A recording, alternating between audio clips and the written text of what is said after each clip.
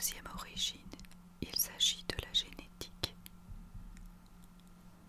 L'hypersensibilité a souvent une composante héréditaire. Si un parent est très sensible ou empathique, il y a plus de chances que l'enfant le soit aussi.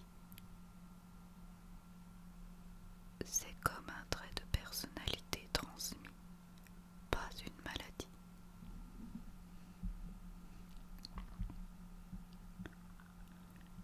La troisième origine, il s'agit des facteurs environnementaux. Le contexte de vie joue aussi un rôle. Une enfance marquée par des expériences intenses, positives ou négatives, peut renforcer la sensibilité. Un environnement sécurisant permet d'apprendre à gérer cette intensité, alors qu'un environnement stressant peut amplifier l'épuisement et l'anxiété.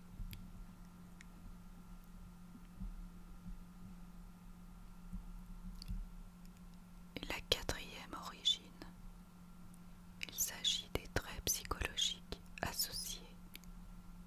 Les hypersensibles ont souvent une grande empathie. Ils ressentent ce que les autres vivent. Une introspection profonde. Ils analysent beaucoup les situations et leurs émotions. Une créativité ou intuition développée, car ils captent des détails subtils que les autres ne voient pas.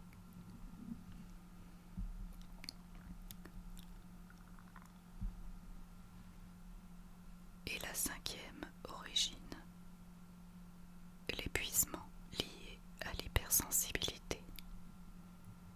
Cette perception intense peut devenir fatigante si on ne prend pas de temps pour se reposer et se recentrer.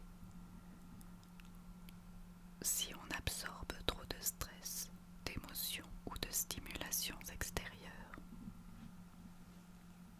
Si on se compare aux autres qui ne vivent pas le monde de la même manière. En résumé, l'hypersensibilité est un don et un défi à la fois. Elle permet de ressentir profondément la beauté et l'humanité, mais demande de l'attention, des limites et du repos pour ne pas s'épuiser.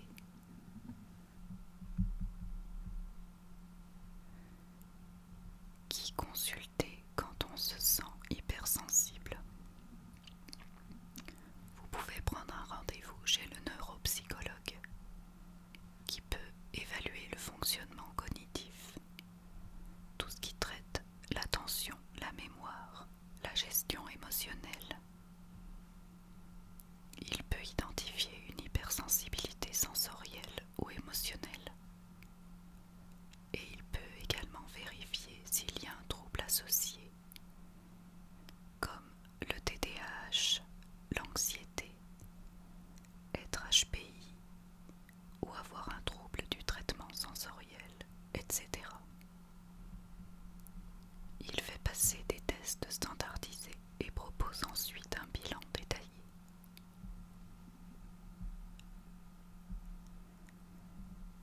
Vous pouvez également consulter un psychologue qui peut aider à comprendre son fonctionnement émotionnel, explorer l'histoire personnelle et travailler sur la gestion des émotions et des limites.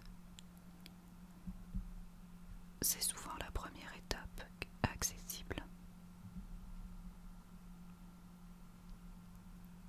Vous pouvez également consulter un psychiatre s'il y a une grande souffrance, si de l'anxiété sévère est associée, ainsi que de la dépression, un épuisement profond, et si vous avez besoin d'une évaluation médicale plus poussée.